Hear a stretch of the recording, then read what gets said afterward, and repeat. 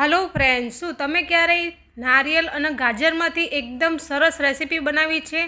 આ રેસીપી બહુ જ માર્કેટમાં મોંઘી મળે છે ને આજે આપણે માત્ર 2 ગાજરમાંથી તૈયાર કરવાના છે। એકદમ નવી અને એકદમ શાનદાર રેસીપી છે। વિડીયોને એન્ડ સુધી જોતા રહેજો। વિડીયો ગમે તો લાઈક કરજો, શેર કરજો અને સબસ્ક્રાઈબ ના કર્યું હોય તો કરી લેજો। ચાલો આપણે બનાવવાનું શરૂ કરીએ। तो अहींया मैं 2 नंग जेटला गाजर लीधा छे। तमारे जेटली क्वॉन्टिटी में बनावी होय ए प्रमाणे तमारे गाजर लई लेवाना छे। आपणे गाजरनो हलवो नथी बनावी रह्या, एकदम नवी रेसिपी बनावी रह्या छे, ए पण हुं तमने जणावी दऊं। तो अहींया आपणे गाजर धोईने लीधा छे। सौथी पहेला गाजरने धोईने आपणे लेवाना छे, जेथी एनी उपर रहेली जे गंदकी होय, मिट्टी होय ए निकળી जशे। अने गाजरने आपणे आ रीते राउंड शेपमां कटिंग करी लेवाना छे। અને ગાજર છે તે તમારે બહુ જાડા નહીં પસંદ કરવાના, આ રીતના મીડિયમ પસંદ કરવાના, જેથી અંદર સફેદ ભાગ બહુ ના નીકળે। નહીંતર અંદર સફેદ ભાગ હોય ને તો ગાજરનો ટેસ્ટ એકદમ સારો નથી આવતો। તો ગાજરને આપણે એકદમ રાઉન્ડ શેપમાં કટિંગ કરી લીધા છે। હવે આપણે આને કદ્દુકસ નથી કરવાના, આપણે જે ચોપર હોય છે ને, ચોપરની મદદથી આપણે આને એકદમ ઝીણા કરી લેશું। एनो टेस्ट बहुत सरस एवो आवे छे। तो अहींया मैं जे मरचा कटिंग करवानुं चॉपर आवे छे ते लीधुं छे। एमां आपणे आ रिंग करेला गाजर एड करशुं थोड़ा थोड़ा।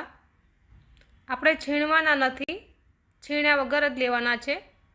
थोड़ा थोड़ा एड करवाना छे जेथी एकदम सरस एवुं चॉप थई जशे। हजी सुधी मारी चेनलने सब्सक्राइब ना करी होय तो करी लेजो नवी नवी रेसिपी जोवा माटे। અને વિડીયો ગમે તો લાઈક કરવાનું ભૂલતા નહીં। માર્કેટમાં તો ખૂબ જ મોંઘી મળે છે આ રેસીપી, પણ આજે આપણે માત્ર 2 જ ગાજરમાંથી બનાવીને તૈયાર કરવાના છીએ। તો વિડીયોમાં બન્યા રહેજો। વિડીયો ક્યાંથી જુઓ છો એ પણ મને કમેન્ટ કરજો, જેથી હું તમને થેન્ક્સ કહી શકું, મને પણ ખબર પડે કે મારી વિડીયો ક્યાં ક્યાં જાય છે। તો અહીંયા આપણે ગાજરને એકદમ ઝીણા કરી લીધા છે, તમે જોઈ શકો છો ફ્રેન્ડ્સ। तो आ रीते आपणे जेटला टुकड़ा बनाव्या छे गाजरना ते करी लेवाना छे। एकदम नाना नाना टुकड़ा थई जाय छे। आनो टेस्ट जे आवे छे ते तमे आम ज्यारे खाशो ने त्यारे ज तमने खबर पड़शे। बहु ज सरस बने छे आनी रेसिपी। आने आपणे एक प्लेट में काढी लेशुं। आ रीते आपणे बधा ज गाजरने ग्राइंड करवाना छे। आ रीते तमारी पासे जो आ रीतना चॉपर ना होय ने तो तमे मिक्सर में पण चालू बंद करी अने करी शको छो, पण मिक्सर में थोड़ो एनो रस बनी जशे, नानी अंदर एनो रस नहीं बनतो। आ रीतना मस्त एवा झीणा झीणा टुकड़ा बने छे। जो केटला सरस बन्या छे। गाजर में सफेद भाग बिल्कुल नहीं, एटला माटे आना टुकड़ा एकदम सरस बन्या छे ने एकदम लाल बन्या छे। हवे आपणे गैस पर एक कढ़ाई राखी देशुं। 1 चमची जेटलुं घी एड करी लेशुं। घी अहींया मैं गायनुं लीधुं छे, तमारी पासे जे होय ए तमे लई लेजो। हवे आपणे गाजर एड करी लेशुं।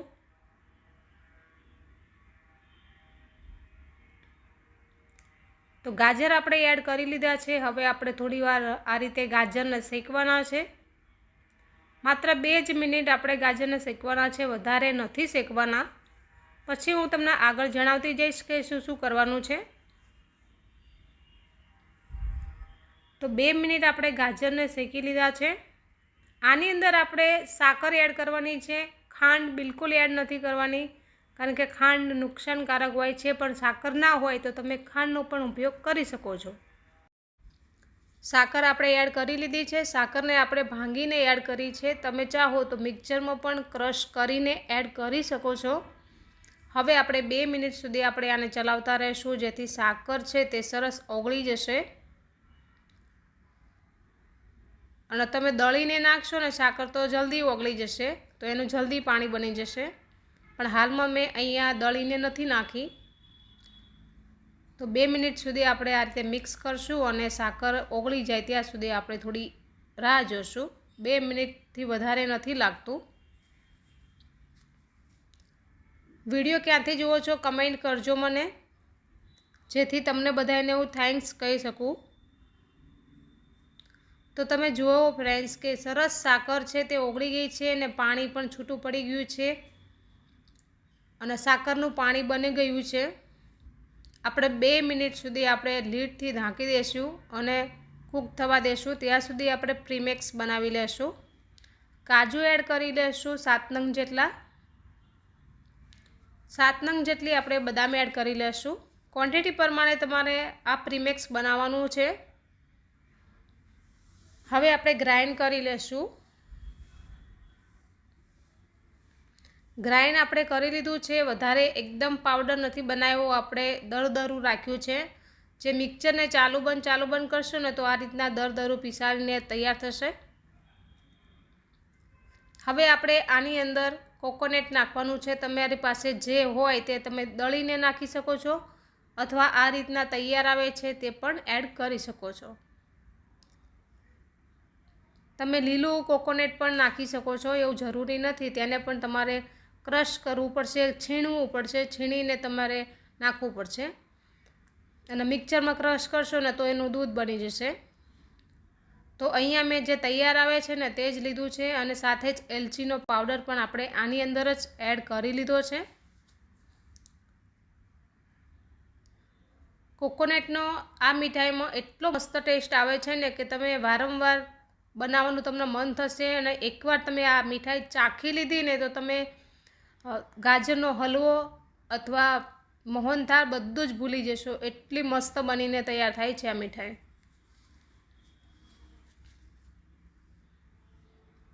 આપણે લીડ જોઈ લીધી છે અને સરસ ઓગળી પણ ગયું છે. 2 મિનિટ આપણે ચલાવી લીધું અને હવે આપણે દૂધ એડ કરી લેશું. દૂધ તમારે બહુ વધારે એડ નથી કરવાનું. 250 ગાજર હોય તો તમારે 250 દૂધ એડ કરવાનું છે. 200 ગ્રામ દૂધ એડ કરવાનું છે અને જો 500 ગાજર હોય તો તમારે 500 દૂધ એડ કરવાનું છે. દૂધમાં 1-2 ઉકાળા આવે ત્યાં સુધી આપણે આ રીતે ચલાવતું રહેવાનું હોય છે.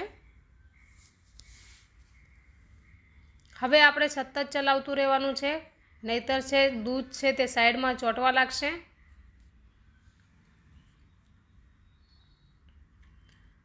આટલું દૂધ ઘટ થઈ જાય ને પછી આપણે પ્રીમિક્સ એડ કરવાનું છે. પ્રીમિક્સ એડ કરવાથી કે આપણે માવો બનાવવાની જરૂર નથી પડતી દૂધનો અને સરસ એવું ઘટ થઈ જાય છે આ મિશ્રણ છે તે. તમે જુઓ ફ્રેન્ડ્સ, જેમ જેમ હું મિક્સ કરીશ ને એકદમ દૂધ છે તે એબ્ઝોર્બ થઈ જશે અને સરસ એવી આ મીઠાઈ બનીને તૈયાર થાય છે. હવે આપણે આને સતત ચલાવતા રહેવાનું છે. આની અંદરથી પાણી છે તે એકદમ એબ્ઝોર્બ થઈ જવું જોઈએ અને મિશ્રણ છે આપણું એકઠું થવા માંડશે. જો આ રીતે આપણું મિશ્રણ થવા માંડે એટલે સમજવું કે આપણી મીઠાઈ છે તે બની જાય છે. આની અંદર બિલકુલ પાણી ના રહેવું જોઈએ. પાણી એકદમ એબ્ઝોર્બ થઈ જવું જોઈએ અને સહેજ લઈને તમે ટેસ્ટ કરશો ને તો પણ તમને ખ્યાલ આવી જશે. તો આપણી મીઠાઈ બની ગઈ છે. નીચે ઉતારી લેશું. નીચે ઉતારીને આપણે આ રીતના ચોકી છે, ચોકીને મેં અગાઉથી જ આને ઘી લગાડીને રાખી હતી, તેમાં આપણે પાથરી દેશું. આના તમે પીસીસ પણ કરી શકો છો અને તમે એમને ખાવી હોય તો તમે એમને પણ ખાવી શકો છો. તો આ રીતે આપણે ફેલાવી લેશું. માત્ર આપણે એક જ ગાજરથી બનાવી છે. આમ તો મેં 2 લીધા હતા પણ મેં એક જ ગાજરને ખમણ્યું હતું. તમારી ચોઈસ પ્રમાણે તમે આ મીઠાઈને બનાવી શકો છો. તમે કિલો પણ બનાવી શકો છો, કિલો ગાજરમાંથી પણ બનાવી શકો છો. 500 ગાજરની તો આખી ચોકી ભરાઈ જાય છે એટલી બને છે. આ રીતે આપણે ફેલાવીને સેટ કરી દઈશું.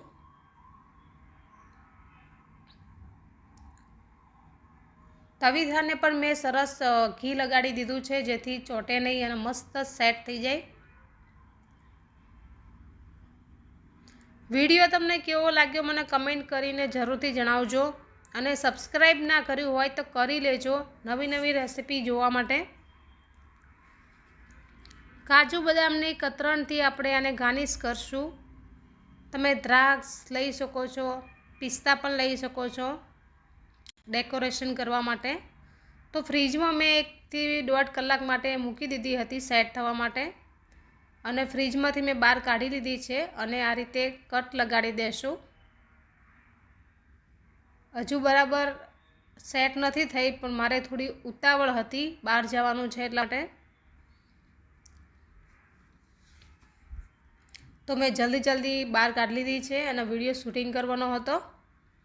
તો જો આપણી આ મીઠાઈ બનીને તૈયાર થઈ ગઈ છે. ગાજર અને નારિયેળની આ મીઠાઈ તમને કેવી લાગી મને કમેન્ટ કરીને જરૂરથી જણાવજો.